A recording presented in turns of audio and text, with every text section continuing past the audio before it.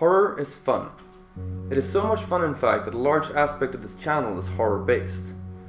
However, I rarely find a horror game that holds my attention for more than a few hours.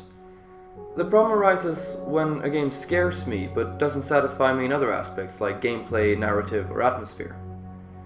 A game that does satisfy my horror needs, however, is a little indie title by the name of Darkwood.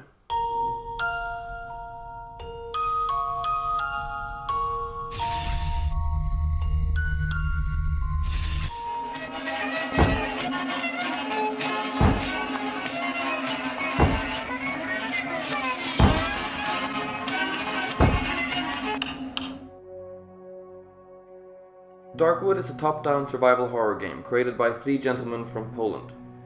But the amazing part is that none of them had any real experience in game making when they started. And believe me when I say that it doesn't show in the game itself, it's very polished and well thought out.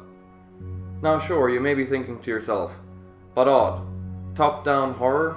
Really? That can't work, can it? Well... What the fuck?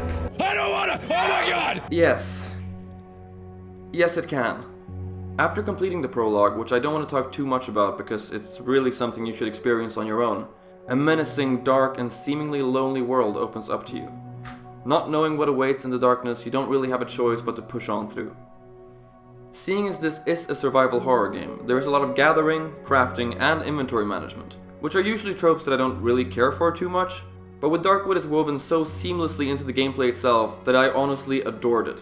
Something so simple as having to open your bag can be a truly horrifying experience. The game is split into 2 segments. The day, in which you explore the map and try to collect anything that can help you survive the other segment. The night. Horrid, nightmarish creatures and visions will try their very hardest to make sure you either shit yourself or die. During this segment, you have to fight for your life to try to keep anything wishing you harm either outside of your safe house or make sure you kill it before it kills you.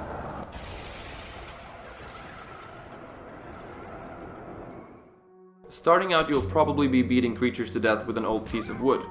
However, if you decide to put in some elbow grease, you should end up with several high-end firearms towards the end of your journey. Collectibles and craftables don't just stop at weapons, of course. One of my personal favorite items in the game is the watch. Knowing what time of day it is honestly one of the greatest weapons you have. It helps tremendously with managing your gathering time and planning what to spend your time doing during the lesser evil of the 2 segments. Another strange but certainly entertaining feature of the game is, well, I guess I would call them breathing red mushrooms, which you can choose to boil, fill a syringe, and inject yourself with. Yeah. I know. Doing so gives you an upgrade or a new ability, but comes at a cost, seeing as a downgrade will also come into effect.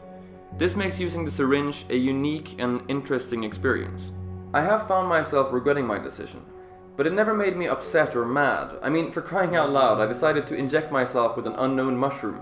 Of course there were going to be side effects. Anyway, let me rewind a bit. A menacing, dark, and seemingly lonely world opens up to you. Yes, the game most certainly makes you feel lonely, but there are other characters. I'm hesitant to call them friendly, but at least they aren't trying to kill you.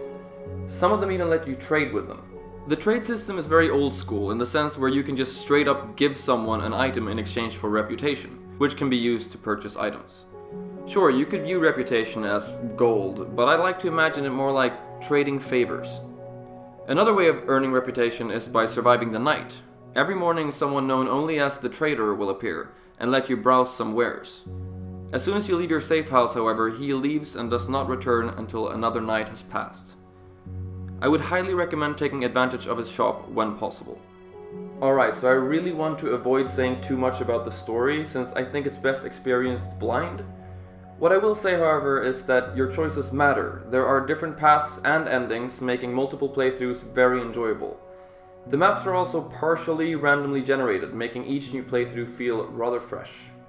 Before I wrap this up, I'd also like to mention that the music that you've been hearing throughout this video is the soundtrack of Darkwood, which in my opinion is phenomenal.